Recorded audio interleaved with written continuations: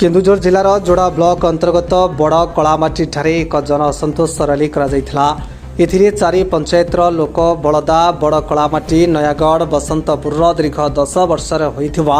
शोषणर हिसाब मागिछन्ति। ये चारि पंचायतर जनसाधारण बड़ कलामाटी मंदिर पाखरु एक विशाल शोभायात्रा बाहरी 2000 रु अधिक लोक जगत जननी सेवा ट्रस्ट नाम होइथिबा लोकंकु शोषणर प्रतिवाद रे जगत जननी सेवा ट्रस्ट ऑफिस सम्मुखरे धारणा बसिथिले। एमानक एकमात्र दाबी थिला जे दीर्घ 10 वर्ष मध्य टीपी महांती खणी सार कारखाना एबे आरसेलार मित्तल एवं सिराजुद्दीन खणी द्वारा आसीथिबा लोकहितकारी अनुदान एवं प्रत्येक परिवार पाई जो अनुदान लोकों पाखरे न पहुंची क्योंआड़े जाइछि तार हिसाब मागिबा पई ए चारि पंचायतर प्राय 2000 रु अधिक लोक